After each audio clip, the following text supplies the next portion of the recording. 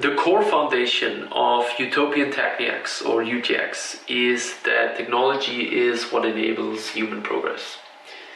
And we believe that technology indeed has raised our living standards and will continue to do so in the future, and will enable us to live healthier and happier lives overall. This is really the core hypothesis of UTX. We love technology, and we love it for all the things that it can do if we use it in the proper way. And in order for us to use it in a proper way, in order to facilitate that, we have created a map of emerging technologies, MET. So this map is kind of meant to give a comprehensive overview of all emerging technologies with various degrees of maturity. Now, why are we doing this MET? We're really trying to raise awareness about emerging technologies in general, for the general public, but as well as especially those that are working on those emerging technologies and those that are working on the surrounding conditions, so including politicians, media workers, journalists that work on the surrounding conditions for emerging technologies to hopefully thrive. So how did we come with the selection of these technologies? We used a more research-based approach and focused on those emerging technologies that would have the biggest impact on human society as we know it, and not just human society, but the world at large. So we have defined what we have come up with called the Utopian Earth. Exactly. The Utopian Earth is our concept. It's a plastic representation of how Earth is going to develop in the next 50 years over that whole time frame. And within Utopian Earth, we want to show you the main emerging technologies that will enable this Utopian Earth to exist and thrive. So yeah, what are we going to do? We're going to, in the next 10 to 15 minutes, we will present you the biggest technology applications that we think will change the world, and not just in the next 5 to 10 years, but in the next 50 years. So we're looking at the bigger picture. And what you can see behind us is the actual Utopian Earth. You see, it's not as visible, but you can see it is surrounded by smaller circles. And each of these circles is a sector. So we've divided these technology applications, or rather divided life areas into sectors like medicine, healthcare, finance, and insurance. And we've come up with 10 sectors and determined how emerging technologies impact each of these 10 sectors. Exactly. So we don't just look at how they're going to impact the world, we're also looking at what challenges, what roadblocks are standing in the way for these technologies to fully blossom and for their full potential to be revealed or unleashed, if you will.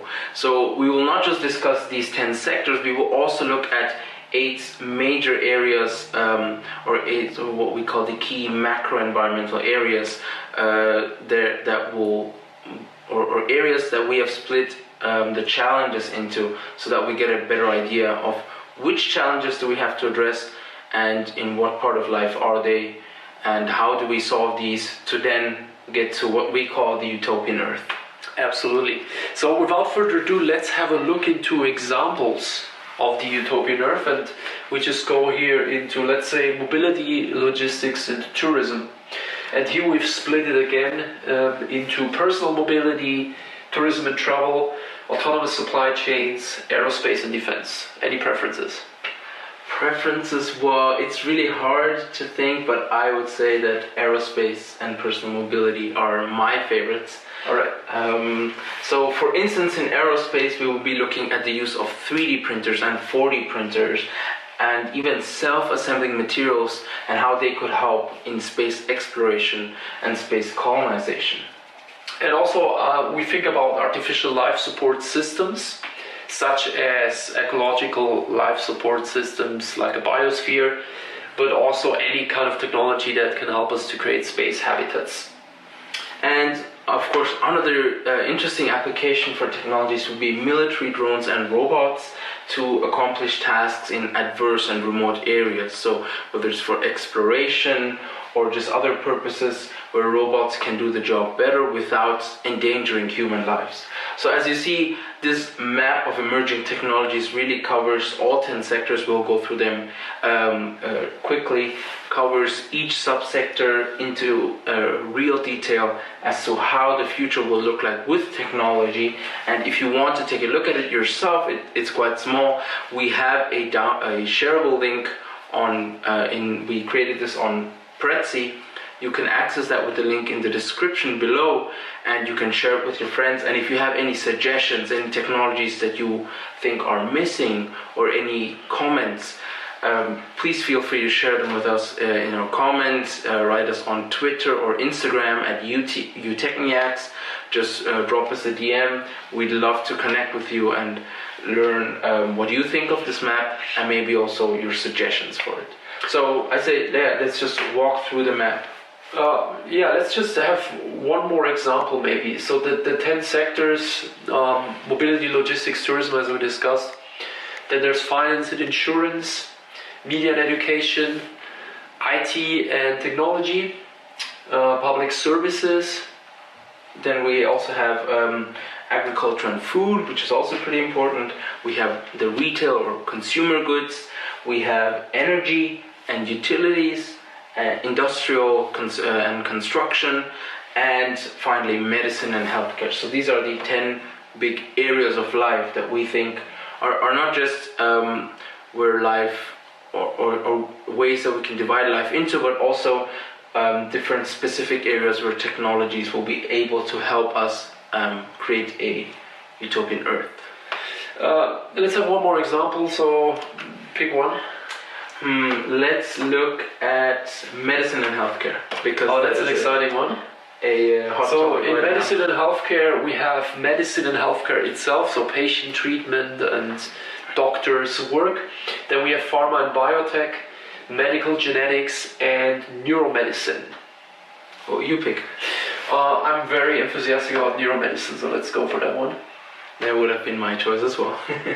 Because a lot is going on there currently.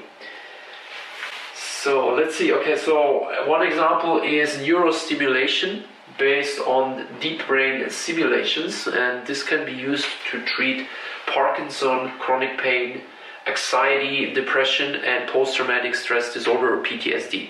And if this sounds a little bit gibberish to you, then we would also like to recommend you to go into the respective episode, because we've done 20 episodes on each of these sectors and technologies, and in this case it would be episode 6 on brain-computer interfaces. Exactly. So we've taken these 10 sectors and in general the technological areas and split them into 20 different fields that we think can really improve our day-to-day lives, and we've turned those into episodes that you can find on YouTube and on all major podcast platforms, Spotify, Google, Apple, Stitcher, etc.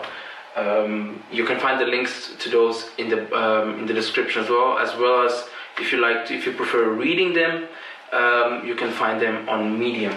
So this is our map, and this is why we're so excited about emerging technologies, because as you see, not only do we have 10 areas, we also have each of those areas have multiple subcategories, which each of them have many interesting areas of applications where technology can really improve our lives.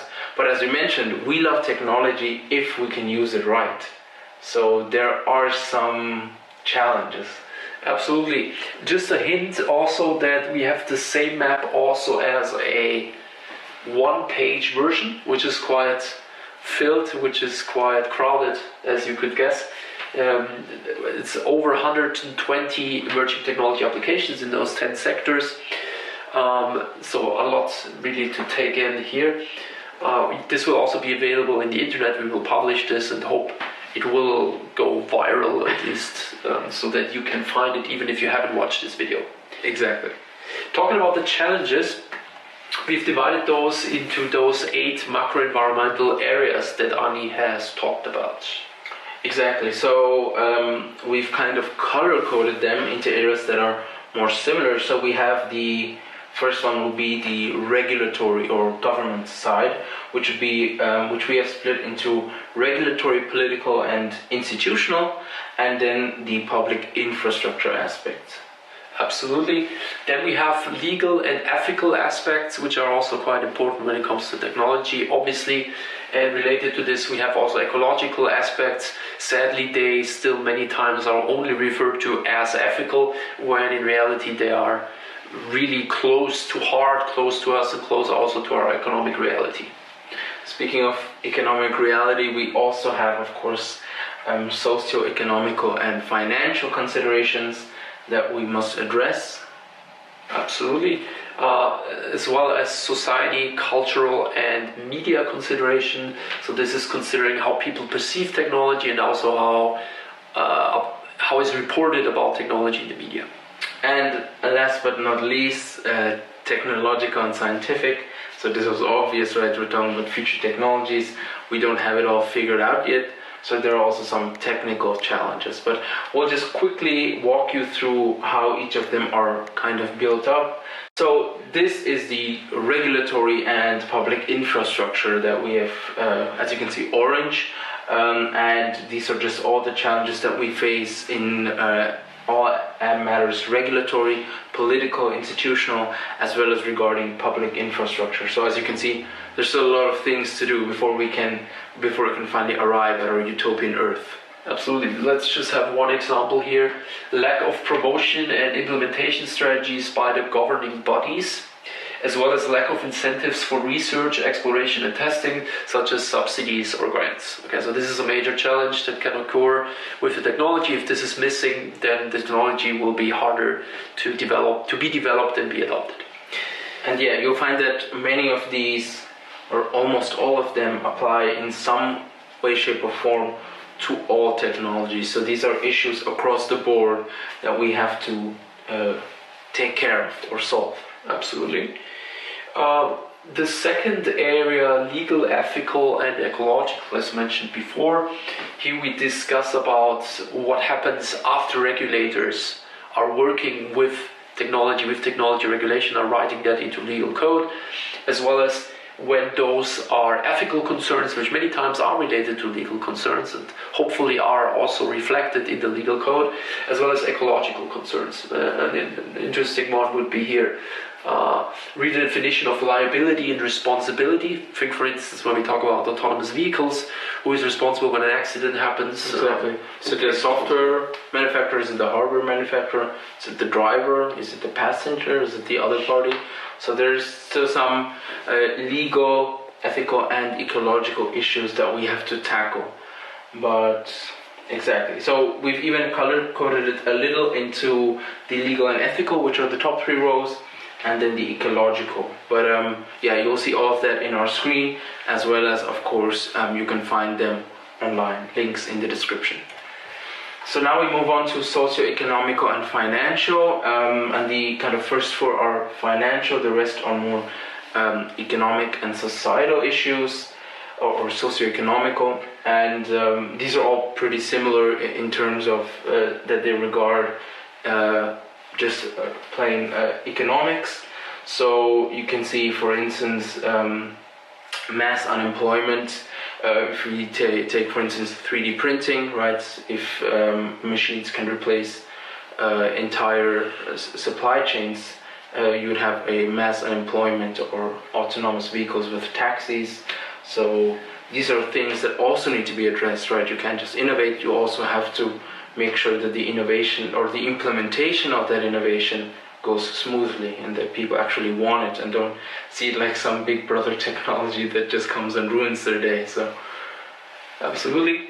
And then there is society, culture, and media, as mentioned. How do people perceive technology, and how do media institutions especially report about technology? How does technology impact public culture? How does public culture impact technology?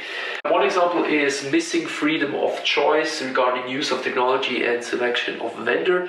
So in many cases we see lock-in effects for hardware and software technology. So if someone was to say, I don't want to use a smartphone today, they would have a problem, right? For instance, we see that when you want to have an appointment for COVID vaccination and the system is built based on digital interaction, and then you have older folks or the older generation struggling with this, there's no way out. So they literally have no other option than to use that. and that would be a technology-based lock-in, which is induced by societal culture, because societal culture has adopted to that new technology and has created everything around it, so to speak. Exactly. So there are issues here as well. And I think the last one is the one with the most is technological and scientific. So there are many challenges that we just have not yet addressed or tackled. Some would be, let's pick one interesting one, data security issues, which is of course a big issue. That's lack of interoperability between systems and standards. Exactly. So all of these, whenever a new technology appears, then it's going to face either of those problems, and there's ways to overcome those problems. But first we want to raise awareness about the issues that so many of these technologies share. And in many cases, for instance, if you talk about IoT, if we talk about connectivity systems in IoT, then there is a lack of interoperability between systems and standards, and missing compatibility to existing systems as well. Exactly. So now you've gotten a good not a good understanding, but now that you have an overview of the challenges, what's the next step? Are we just gonna show the challenges and complain, or how do we continue? So the way we thought that we would take this forward is by not just consulting the interview and coming up with potential issues, but also addressing those people who are currently working on it. Exactly. So we are planning to interview a bunch of different stakeholders that are working on emergent technologies. These include entrepreneurs, but also technology advocates, as well as researchers, scientists, that all try to move all kinds of attempts at solving these issues, not just societal but also technical or regulatory, as we've seen. So that's really the way forward with UTX. Exactly, not just solving the issues but moving forward with emerging technology in general, developing new applications, developing these technologies further. Again, if you want to familiarize yourself with the Met, with the challenges that we're facing and the applications, you can find all of these on the internet. You can find them in the description below. We will have uploaded everything for you to take as downloadable versions. And also we would really appreciate it if you not just enjoyed the map but also shared it with your friends, discuss it, and if you have any questions or issues or comments, feel free to DM us on Twitter or on Instagram at Techniax. And as always, you can watch to this on YouTube, you can listen to this on different podcast channels, you can read it in our Medium blog. Feel free to subscribe and One more thing. We always end our episodes with a utopian day. Exactly. So, don't worry, we did not forget it, but we think that a utopian day that takes into consideration all these challenges, all these technologies, all these sectors isn't just a utopian day, it's in fact an ultimate utopian day in the life of us Techniacs. So, we're looking forward to upload that. That will be a separate video because it's a fully loaded day with awesomeness. There's no better way to put it. And yeah, we'll upload it in the next few days, so stay tuned for that. And as always, stay utopian. Your Techniacs.